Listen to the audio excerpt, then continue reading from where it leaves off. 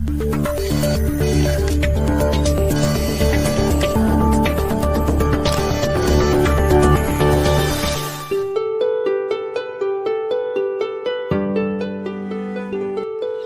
के विरोध में रेवाड़ी में भी सभी सरकारी बैंक कर्मी 2 दिन की हड़ताल पर। आज और कल विवाह समारोह की अधिकता के कारण बैंक ग्राहकों को हो रही परेशानी। अधिकांश एटीएम पर भी नहीं मिले लोगों को पैसे।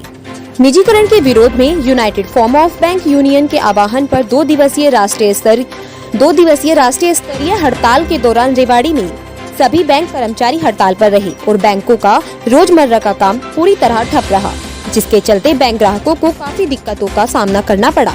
अधिकांश एटीएम पर भी लोगों को पैसे उपलब्ध नहीं हो पाए। हड़ताली बैंक यूनियन के पदाधिकारियों ने कहा कि सरकार बैंकों का निजीकरण करके लोगों की परेशानी बढ़ाने और अपने चहेते पूंजीपतियों के घर भरने का कार्य कर रही है, जो किसी भी कीमत पर उचित नहीं है।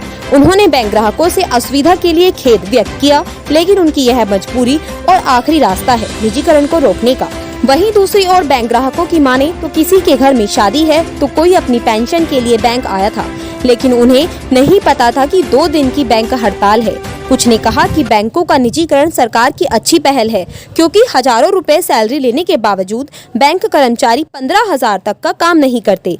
निजीकरण से पढ़े लिखे बेरोजगार को रोजगार मिलेगा, इसमें कोई संदेह नहीं है। रेवाड़ी से डॉक्टर आदर्श शर्मा की खास रिपोर्ट। अपनी मांगे पूरी करो, हमारी मांगे पूरी करो। साथियों, जैसे पटना जी ने बंसल जी ने बताया कि हमारी स्ट्रेंथ बहुत ही कम है। आप बैंक में आए, हाँ। क्या देखा आपने? ये देखो बंद देखो है बैंक। कितनी दिक्कत हो रही है? मेरा उल्टी दस्त लग गया था। जब मैं कहा मैं पेंसिल का वो पिछला महीना की आई ना थी पेंसिल, तो मैं कहा पेंसिल लिए ही आऊँ। जब ये 20 रुपया करके पुल का नीचा से तो आई मैं। तो पेंशन लेने के लिए आए? हाँ। लेकिन अब काफ़ी दिक्कत हो रही है, बैंक बंद है। बंद है। अरे अब पिछला महीना आई ना हमारी पेंसिल, जब मैं खुले आए महीना मारी है तो लिया हुआ मुन्ने के अब यह रक्षा करके फिर जाना पड़ेगा। 2 दिन की स्ट्राइक है।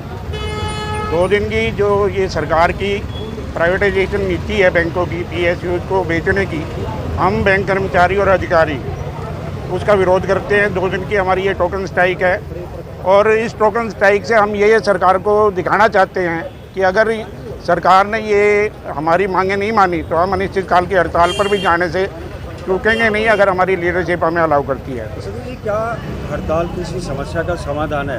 एक टेबल पर बैठकर बात करनी चाहिए सरकार को। हमने अपने हर प्रयास कर लिए हैं, जिसमें हमने हड़ताल से पहले चीफ लेबर कमिश्नर हमारी एक कॉन्सलेशन मीटिंग रखते हैं, वो उन्होंने डीएफएस फाइनेंस मिनिस्टर हमारे साथ बैठे थे। हमने वार्ता करने की कोशिश की, लेकिन सरकार ने क्लियरली मना कर दिया कि हम ये जो हमने अनाउंस किया हम पीछे नहीं हटेंगे।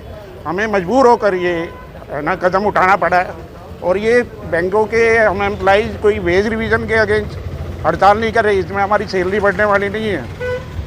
ये जनता के मुद्दे हैं और जनता के उसमें हम सदी जी सबसे बड़ा सवाल कि आज 15 और 16 2 दिन सावों का टाइम है, शादियाँ बहुत ज़्यादा हैं, ऐसे में कस्टमर्स को भी दिक्कत होगी।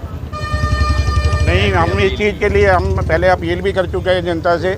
मीडिया के माध्यम से हमने एक रिपोर्ट जारी की थी कि जिसका भी अगर कोई ऐसा है हम माफ़ी मांगते हैं, उसके लिए खेद भी प्रकट करते हैं, लेकिन सरकार अगर कोई नहीं मानती तो हमारे पास इसके अलावा कोई चारा नहीं रह जाता, इसलिए हमें ये मजबूर होकर हड़ताल करनी पड़ी। कितनी यूनियन है टोटल?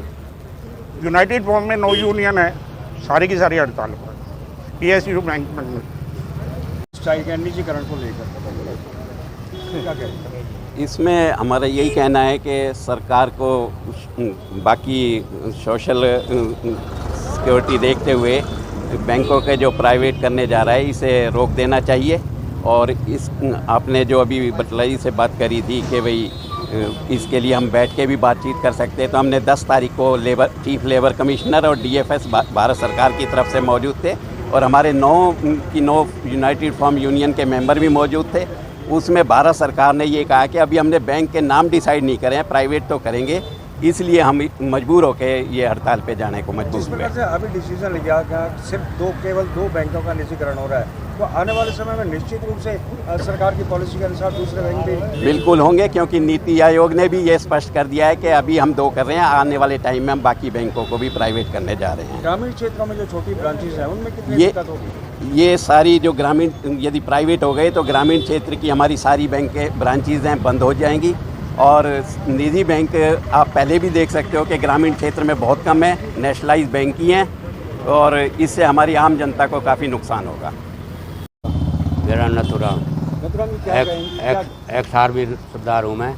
मेरे घर में शादी है और मैं पैसे प्रॉब्लम थी, मेरे को आज निकालना था, मेरे को बहुत ज़्यादा दिक्कत आ रही है। तो 2 दिन का की स्ट्राइक है, नहीं, मेरे को एडजस्ट, मेरे को अभी फ़िलहाल एट अ टाइम पैसा चाहिए। अब कैसे एडजस्ट करेंगे? कैसे मुश्किल होगी? बहुत ज़्यादा मुश्किल होगी। अब तो ऐसा है कि कहीं दूसरा ऑप्शन भी मेरे पास नहीं है ऐसा। क्या हड़ताल किसी समस्या का समाधान नहीं है। अगर करना है तो भाई 10 दिन पहले करो, बस हम जाके रेडी हो जाएं। पहले एडवांस 5-7 दिन पहले कर दो, हम फलां तारीख से फलां तारीख हड़ताल करेंगे, और एट अ टाइम हमको कल ही न्यूज़ सुना हमने और आज ही स्ट्राइक कर दिया। सडनली आज भी कुछ नहीं कर सकता। जो निजीकरण बैंकों का किया जा रहा है, क्या ये पब्लिक हित में रहेगा? पब्लिक हेल्थ में तो है, वो तो ऐसी बात नहीं है। पब्लिक हेल्थ के लिए तो निजीकरण के लिए ठीक है, क्योंकि ये मोदी सरकार है। मोदी सरकार तो सब कुछ ऐसा लेगी। ये कर्मचारी 60,000 रुपये लेते हैं और मात्र काम करते 10,000 का। उसके हिसाब से वर्कर 15-15 हज़ार रुपये के ग्रेजुएट लड़के घूम रहे हैं यहाँ। ग्रेजुएट लड़के घूम रहे हैं। मैं भी एक सूबेदार हूँ। मैं ये सोच रहा हूँ कि हमारे बच्चे भी, मेरा बच्चा AA में B.Ed कर रखा है और मेरी पोती LLB कर रही है। तो मतलब ये है कि ग्रेजुएट बच्चे व्यर्थ घूम रहे हैं, तो क्यों ना निजीकरण से हमें, जैसे बसों में फ़ायदा हो गया, बसों में फ़ायदा है, रेलवे में फ़ायदा है, निजीकरण से फ़ायदा है। एक 80,000 लेड़ा कर्मचारी, 10,000 कर्मचारी मिल जाएंगे बढ़िया वाले।